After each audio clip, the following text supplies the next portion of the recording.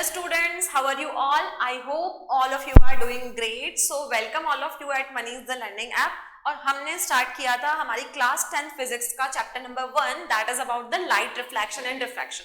तो बच्चों previous lecture में हमने डील किया about the introduction of light और डिफरेंट साइंटिस्ट ने लाइट से रिलेटेड कौन कौन सी थ्योरी दी. तो हमने उसमें सबसे पहले देखा about the Newton corpuscle theory, second is wave theory, third is quantum theory and fourth is de Broglie's theory. Then हमने पढ़ा रिफ्लेक्शन क्या होता है. ठीक है, तो रिफ्लेक्शन क्या होता है? Bouncing back of the light in the same medium is said to be reflection.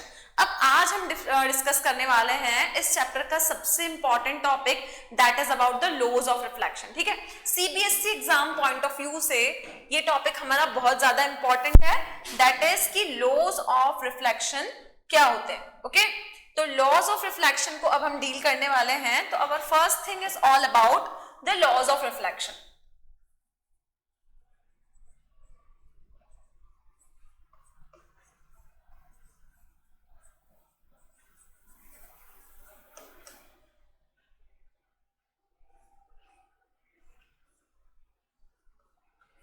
Now laws of reflection में स्पेशली हमारे पास में दो लॉज हैं. There are two laws of reflection.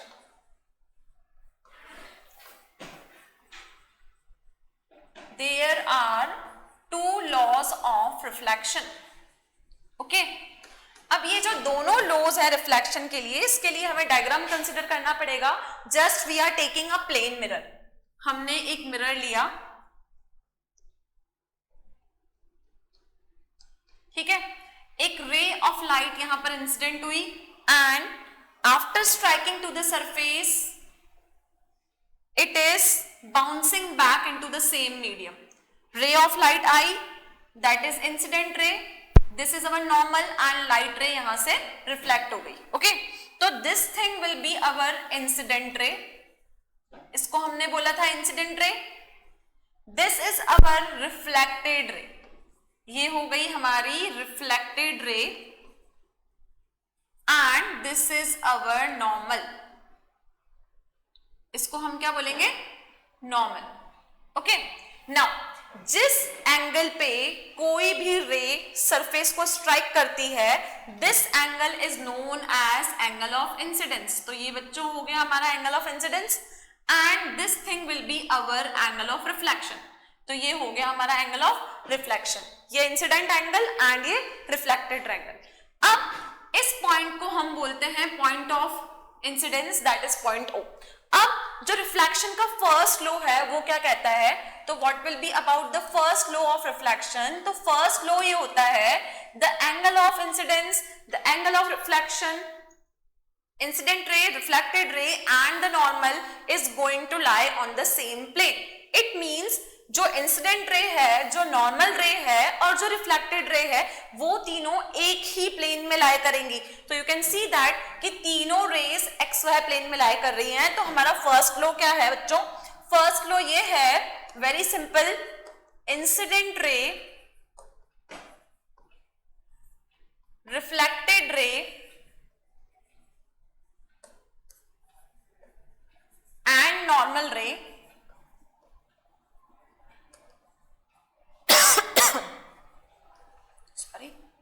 all lies in a same plane. तीनों rays एक ही plane में लाई करेगी and this is our first law of reflection. तो first law is very simple, the incident ray, the normal and the reflected ray all are going to lie in the same plane. Now next point is about second law of reflection. Second law of reflection. Now, second law of reflection हमारा ये है कि हमने first diagram में देखा this is our angle of incidence and this is our angle of reflection.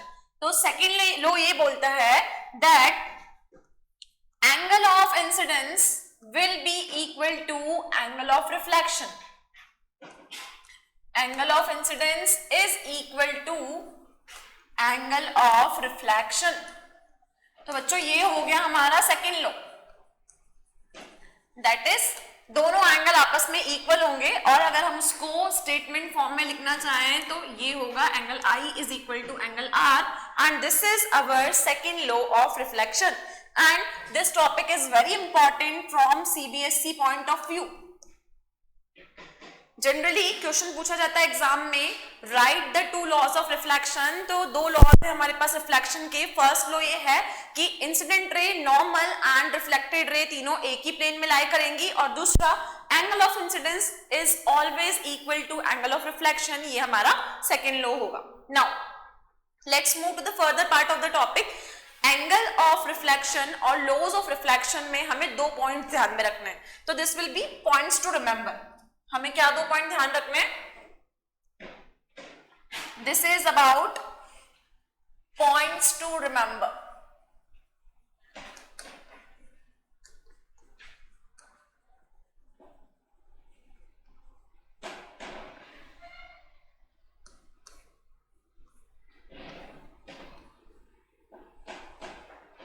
First point बच्चों हमारा है, हमेशा जब भी रे ऑफ लाइट किसी सरफेस को स्ट्राइक करती है तो वो हमेशा अपने पाथ को रिट्रेस कर लेती है। ओके, तो सपोज अगर मेरे पास ये कर्व सरफेस है और यहां पर एक रे ऑफ लाइट स्ट्राइक हुई, तो हमेशा जो रे ऑफ लाइट होती है it is going to retrace its path, वो हमेशा अपने पाथ को रिट्रेस करती है।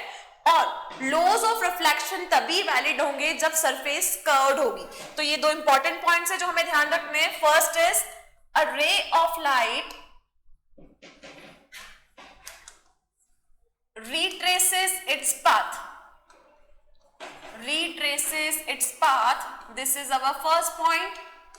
and the second thing is about कि रिफ्लेक्शन के लॉज तभी वैलिड होंगे जब सरफेस कर्व्ड होगी। तो second thing is laws of reflection are valid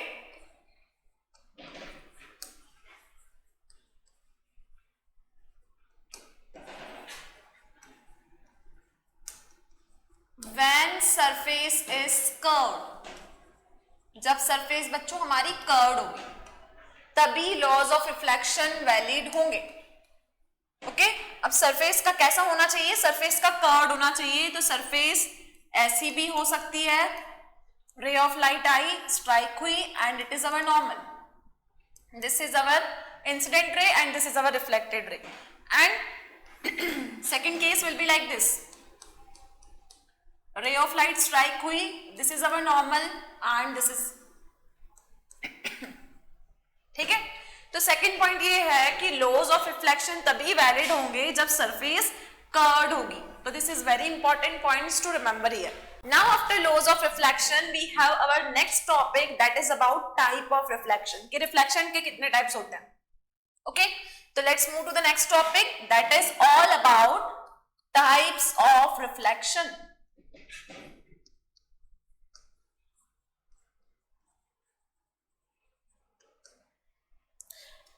types of reflection हमारे पास में दो टाइप्स का है, ठीक है। एक होता है हमारा रेगुलर रिफ्लेक्शन,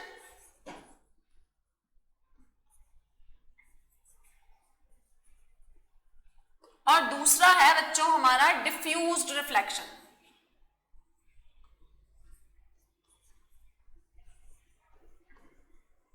एक हो गया रेगुलर रिफ्लेक्शन और एक हो गया हमारा डिफ्यूज्ड रिफ्लेक्शन। अब क्या होता है regular and diffused reflection? Now I am going to tell you. Regular reflection का ये मतलब है जब लाइट रेज किसी पॉलिश्ड सरफेस पे स्ट्राइक करेगी तो वो पैरेलल बीम ऑफ लाइट जब बाउंस बैक होके अपना पाथ रिट्रेस करेगी तो वो भी पैरेलल होगा, ठीक है। डिफ्यूज्ड, जब भी कोई पैरेलल बीम ऑफ लाइट किसी सरफेस पे स्ट्राइक करेगी तो वो लाइट रेस डिफरेंट डायरेक्शन में डिफ्यूज हो जाएगी, इसलिए इसका नाम क्या है? Diffuse reflection. सपोज हम अपना फेस मिरर में देखते हैं तो मिरर में जो रिफ्लेक्शन होता है that will be your regular reflection. लेकिन अगर कोई लाइट रे किसी बिल्डिंग से, किसी स्टैच्यू से टकरा के अगर हमारी आईज में दोबारा बाउंस बैक होती है तो that reflection will be the diffuse reflection. अब वो रिफ्लेक्शन कैसे होता है? Let's see here.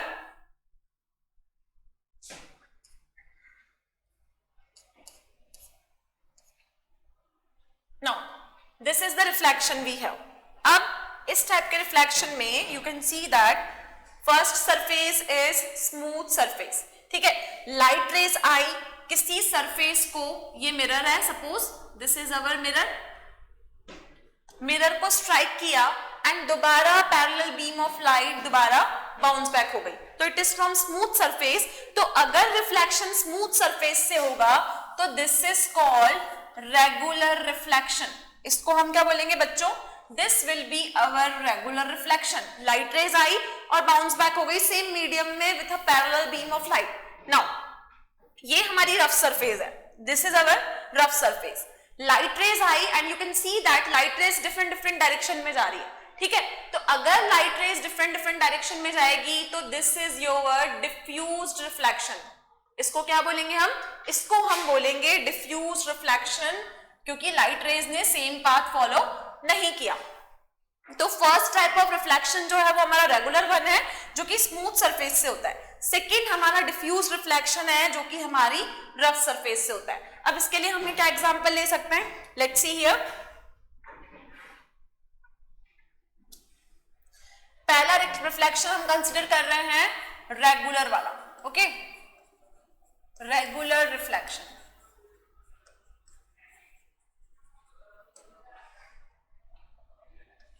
ठीक है, रेगुलर रिफ्लेक्शन में क्या हुआ, रेगुलर रिफ्लेक्शन में हमारे पास में एक पॉलिश सरफेस थी and this is our smooth surface. Smooth surface पे लाइट रेज आई, ठीक है, parallel beam of light rays ने स्ट्राइक किया and after reflection they are going to form the parallel beams of light, ठीक है।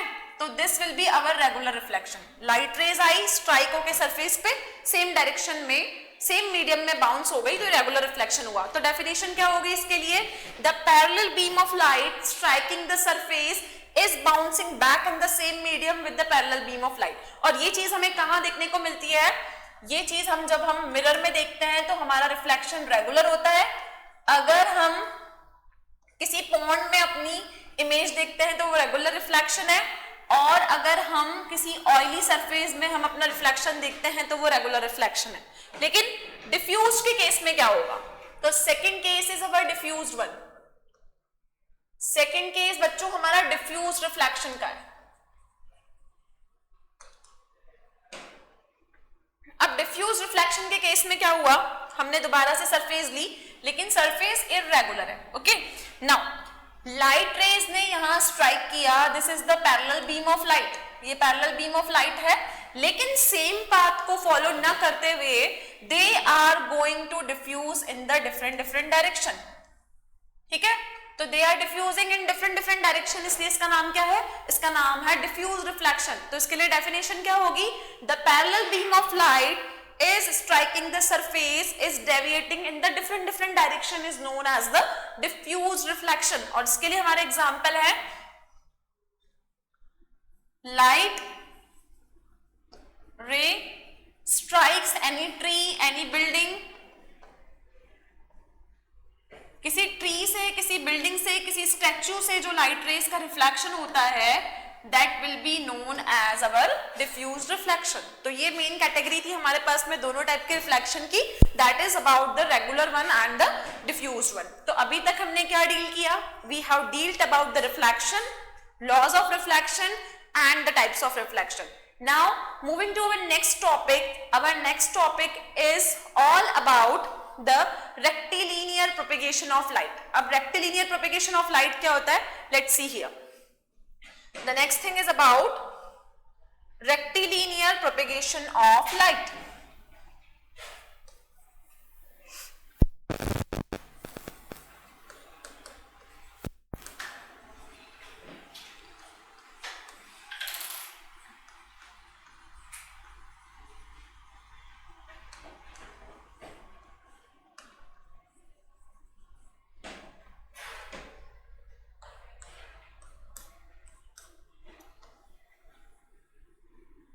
Rectilinear propagation of light का मतलब है if light is going to travel in a straight line we can say that there will be the rectilinear propagation of light.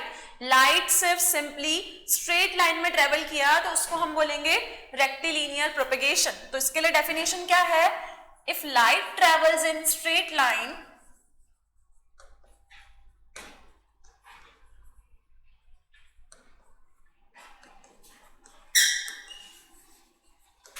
This is known as rectilinear propagation of light.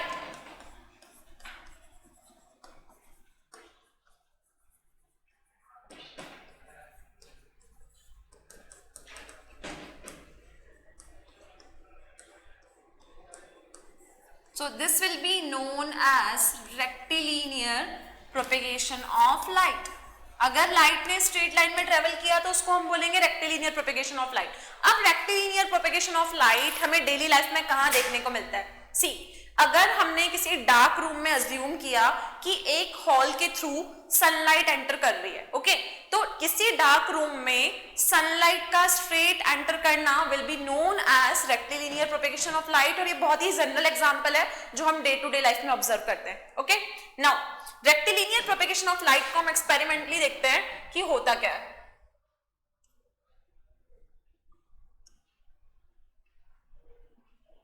This is the example showing rectilinear propagation of light.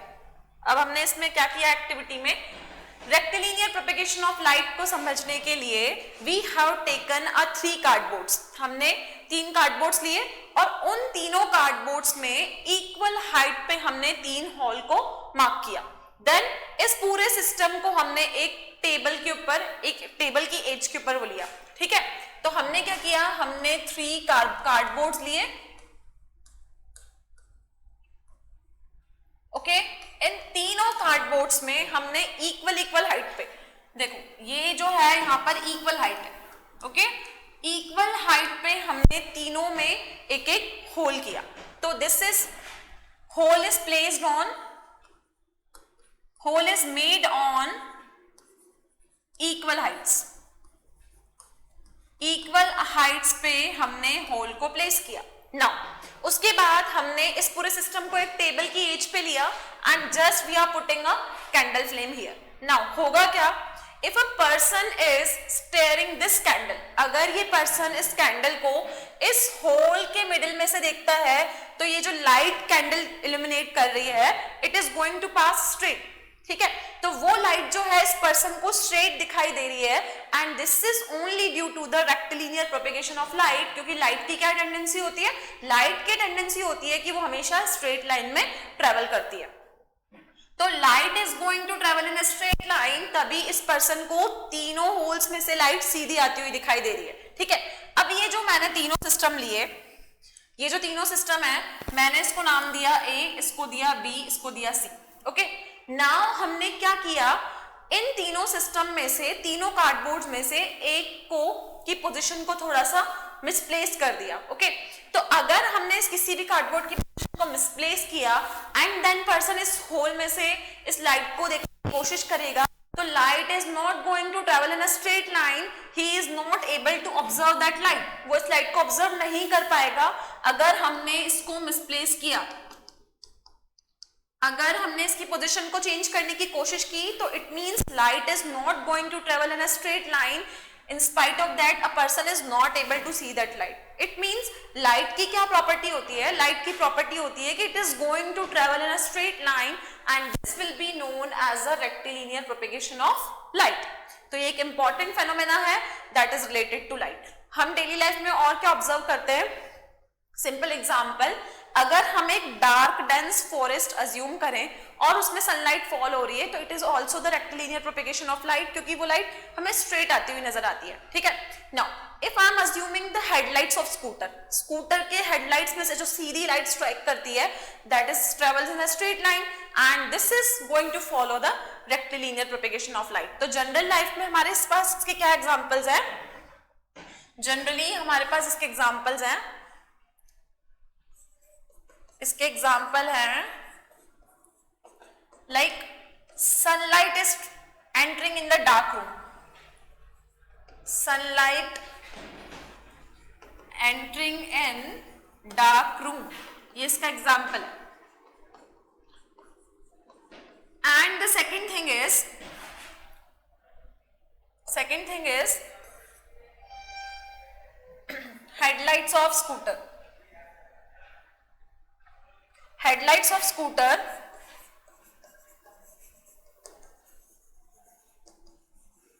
is going to show you the rectilinear propagation of light. तो वहां पे हमें rectilinear propagation देखने को मिलता है। Now after rectilinear propagation we are moving to the next part, that is about image. अब image क्या होती है? जनरली हम अपने आप को जब suppose we are getting our image in our shadow, तो हम बोलते हैं कि हमारी इमेज हमको शैडो में देखने को मिली। तो now what is this image? Image होती क्या है? ठीक है, तो अब हम डिस्कस करने वाले हैं about the image. So the next thing is all about image, कि इमेज क्या होती है।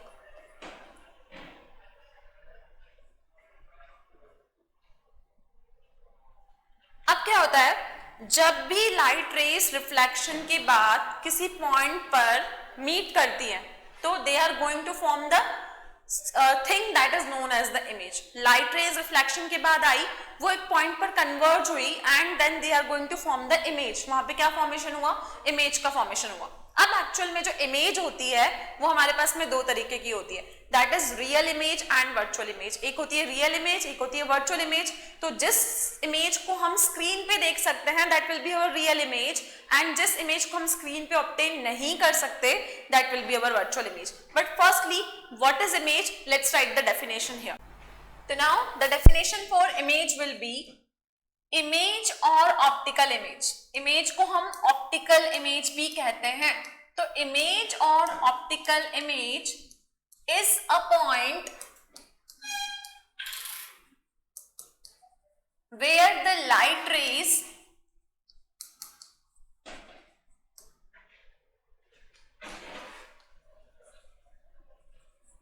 Appear to meet.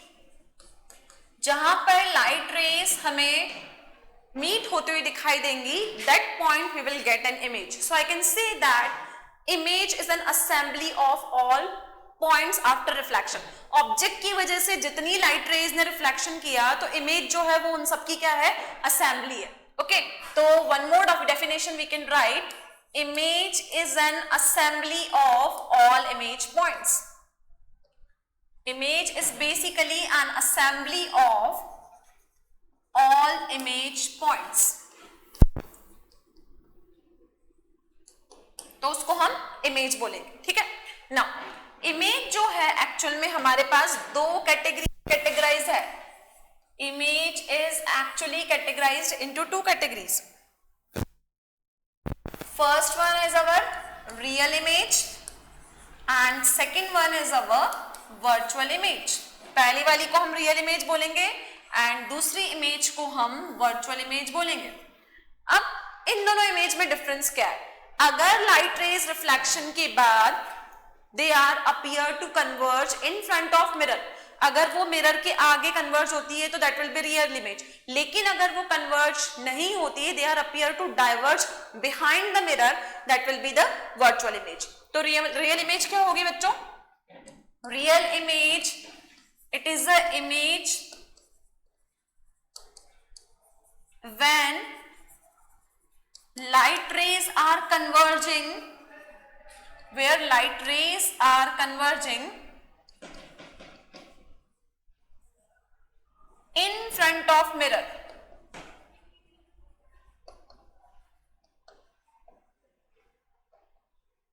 Okay, और virtual image क्या होगी? It is a image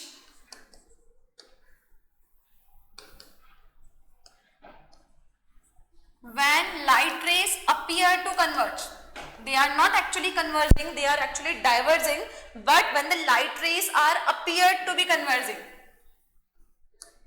they appear to be converging but actual में वो diverge होती है। तो this will be known as our virtual image. Okay, now again a very important question from this part. Exam में question पूछा जाता है what is difference between real image and virtual image. तो हमें एक्चुअल में तीन पॉइंट्स यहां पर कंसिडर करने हैं। First is definition and the second point is suppose first one is our real image and the second one is our virtual image. तो हमें क्या क्या पॉइंट्स कंसिडर करने हैं?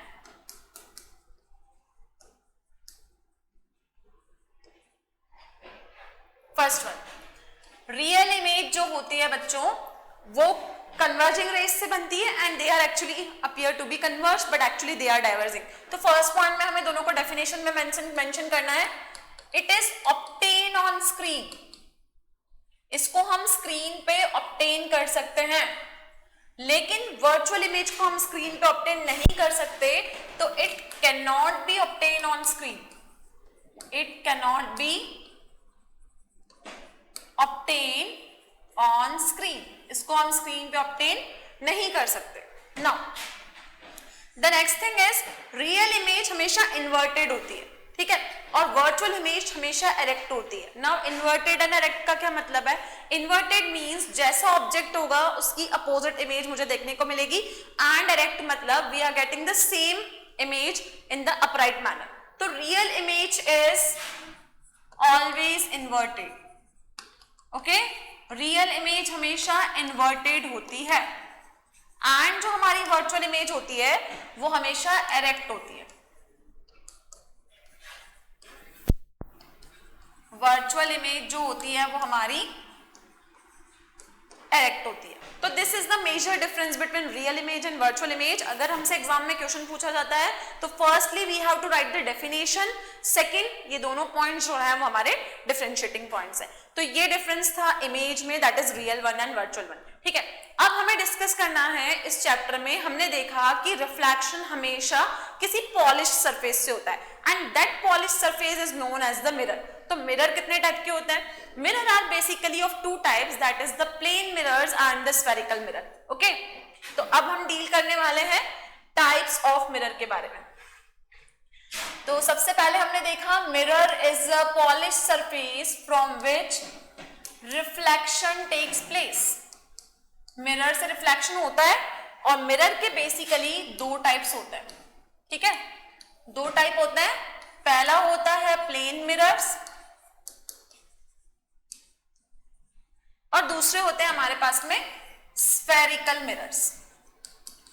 पहला हुआ प्लेन मिरर और सेकंड हो गया बच्चों हमारा स्फेरिकल मिरर, ठीक है, plane one and the spherical one, ठीक है। स्फेरिकल मिरर्स में अगेन हमारे पास में दो कैटेगरी है, that is all about the convex mirror and concave mirror. एक हो गया कॉन्वेक्स और एक हो गया कॉनकेव। तो first one is about convex mirror and second one is concave mirror. तो ये हुआ convex and this is concave. Now इस पूरे चैप्टर में that is the light reflection and diffraction, तो रिफ्लेक्शन वाले पार्ट में हमें डेफिनेशन देखी, लॉज देखे, टाइप्स देखा। अब हम देखने वाले हैं मिरर के बारे में। तो रिफ्लेक्शन वाले पार्ट में हमें बेसिकली मिरर्स के बारे में पढ़ना है एंड मिरर फॉर्मूला के बारे में पढ़ना है। Then we will move to the other half part of the chapter that is about refraction. तो पहले हम रिफ्लेक्शन को कंप्लीट करेंगे। Firstly we will start our topic with plane mirrors, okay. तो in our today's lecture we are going to cover about the plane mirror कि plane mirror क्या होता है, okay. Now the first thing is about plane mirrors. First topic is all about plane mirrors कि plane mirror क्या होता है।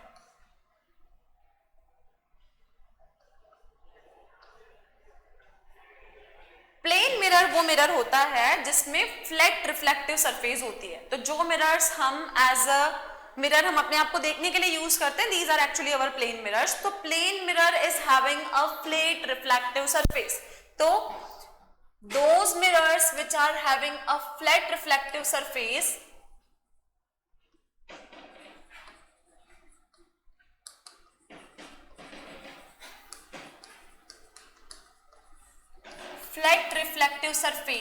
is known as plane mirrors.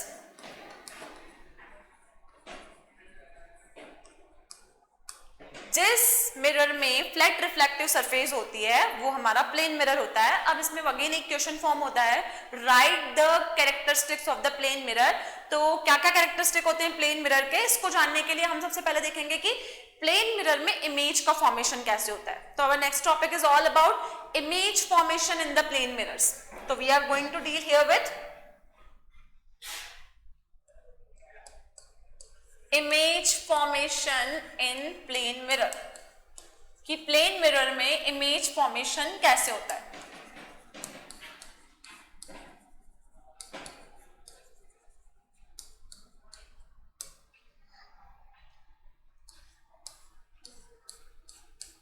Plane mirror में image formation कैसे होगा, इसके लिए हमने सबसे पहले यहां पर एक प्लेन मिरर अज्यूम किया। नाउ ये मेरा ऑब्जेक्ट है, this is my object, light की रेज यहां पर इंसिडेंट हुई, then after reflection they are bouncing back to the same medium.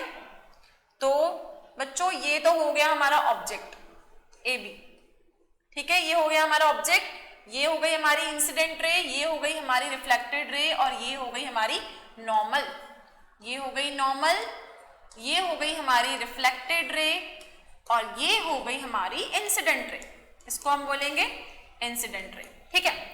अब प्लेन मिरर में क्या होता है, हमेशा जो इमेज बनती है वो इन्वर्टेड बनती है। तो इमेज को मैंने बनाया यहां पर, I am going to form the image here. तो इमेज को हम यहां पे फॉर्म करते हैं, this is our image.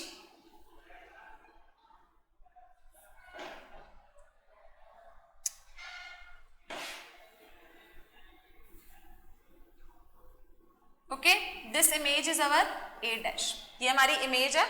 Now अब डायग्राम को कंप्लीट करने के लिए हमने यहां से ये डायग्राम कंप्लीट किया, and we are forming the triangle from here, this is we are completing the diagram. Okay, तो ये हमारा हो गया बच्चों ऑब्जेक्ट, ये क्या हो गया ऑब्जेक्ट, ये बन गई इसकी इमेज, ठीक है।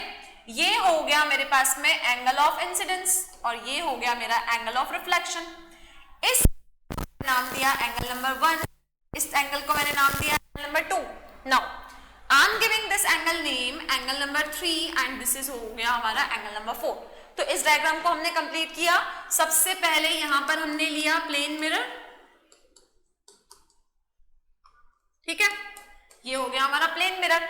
प्लेन मिरर पे सबसे पहले हमने ऑब्जेक्ट को प्लेस किया, लाइट रे इंसिडेंट हुई, यहां से रिफ्लेक्ट हुई, यहां से इंसिडेंट एंड यहां से reflection, then angle of incidence, reflection, angle number 1, 2, 3 and 4, और इस पार्ट को मैंने नाम दिया C, this is our D and this is our E। Okay, now अब हमें क्या करना है, हमें इस पूरे डायग्राम में ये प्रूव करना है कि हमेशा जो प्लेन मिरर इमेज बनाता है वो ऑब्जेक्ट से सेम साइज की बनाता है और सेम डिस्टेंस पे बनाता है। इस हमें डेरिवेशन में ये चीज प्रूव करनी है, ठीक है। तो इस डेरिवेशन में सबसे पहले देखिए, हमें पता है कि लॉज ऑफ रिफ्लेक्शन के according angle of incidence will be equal to angle of reflection. Okay, तो first thing I am writing angle I is equal to angle R। Okay, ये कहां से आया, this is in accordance with laws of reflection, ये मुझे कहां से मिला, according to laws of reflection, ठीक है। तो ये फर्स्ट पॉइंट हो गया। नाउ अगर मैं बात करूं एंगल 1 और I की, ठीक है, तो अगर मैंने एंगल 1 और I की बात की तो this is AB parallel to CD, maths के अकॉर्डिंग AB CD के पैरेलल है और AD ट्रांसवर्सल है, तो I can write here AB is parallel to CD and AD is transversal। AD क्या है बच्चों, AD हमारी ट्रांसवर्सल है, ठीक है। अब अगर ऐसा है तो एंगल 1 और एंगल I इक्वल होगा, एंगल 1 और एंगल I इक्वल होगा। क्यों इक्वल होगा, because they are alternate interior angle, इनको हम क्या बोलेंगे, ऑल्टरनेट इंटीरियर एंगल, ठीक है। तो ये बन गए हमारे ऑल्टरनेट इंटीरियर एंगल क्योंकि ये ट्रांसवर्सल है। तो this is our second statement. Now अगर मैं एंगल 2 और एंगल R की बात करूं, ओके, तो ये दोनों रेज आपस में पैरेलल है, and angle 2 and angle R, these are my corresponding angles, क्योंकि ये दोनों लाइन पैरेलल है and this is transversal, this is parallel and this is transversal. तो यू कैन सी ये दोनों एंगल्स इक्वल होंगे because they are corresponding angles, ठीक है। तो I can write here angle 2 will be equal to angle R, that is corresponding angles,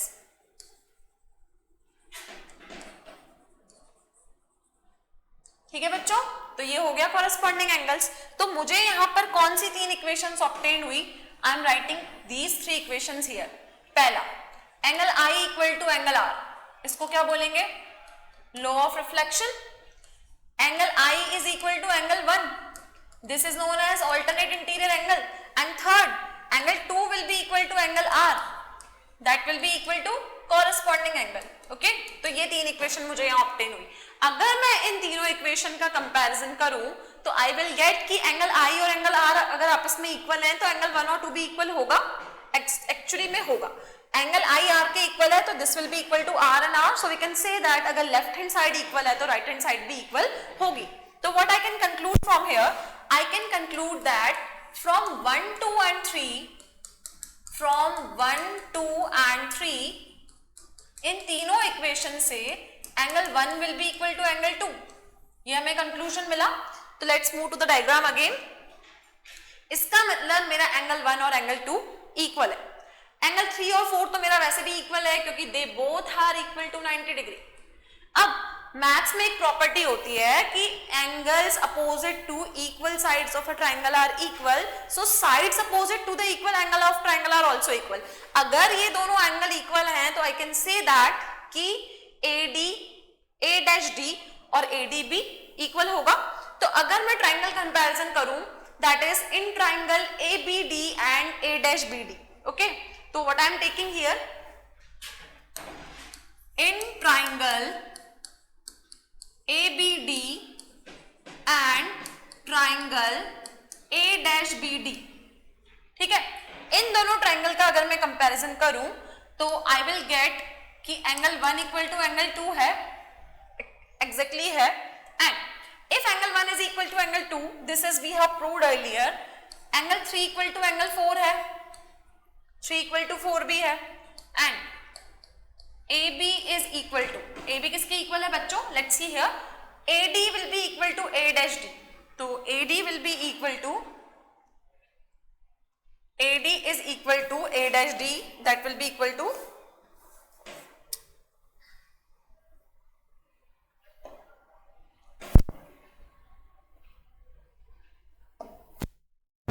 AD will be equal to A dash D, okay। तो यहां पर हमारे पास में लग गई ASA congruence rule, that is the 2 angles and 1 side. तो हम ये बोल सकते हैं कि ट्राइंगल ABD और A-BD कॉन्ग्रुएंट है। ओके, तो अगर ट्राइंगल दोनों कॉन्ग्रुएंट है तो आई कैन राइट कि AB इक्वल टू A-B होगा। एंड वो क्यों होगा? बाय CPCT, ठीक है, वो किसके अकॉर्डिंग होगा? By CPCT। तो हमने ये प्रूव कर दिया कि प्लेन मिरर में जो ऑब्जेक्ट होता है उसी साइज की मुझे इमेज मिलेगी। तो image will be of the same size as that of the object. और हमने प्रूव किया कि AD और A-D इक्वल है, हमने ये प्रूव किया। इसका मतलब कि इमेज हमेशा सेम डिस्टेंस पे बनेगी as the object is placed, ठीक है। तो ये 2 कैरेक्टरिस्टिक्स मुझे मिल गए प्लेन मिरर के। And what are these characteristics? पहला ये है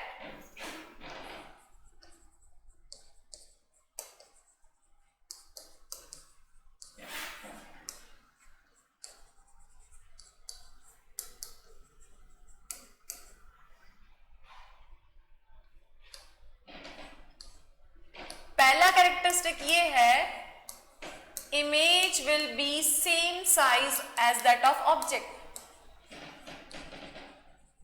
इमेज का साइज ऑब्जेक्ट की साइज से सेम होगा।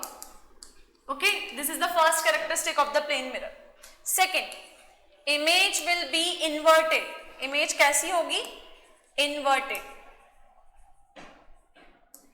And the third point is image will be formed at same distance.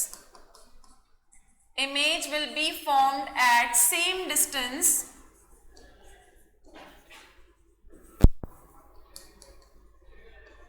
as the object placed.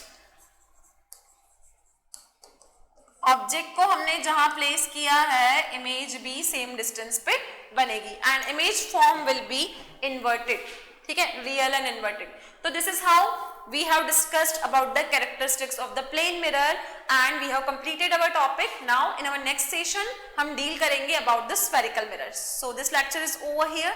Thank you so much and have a wonderful day.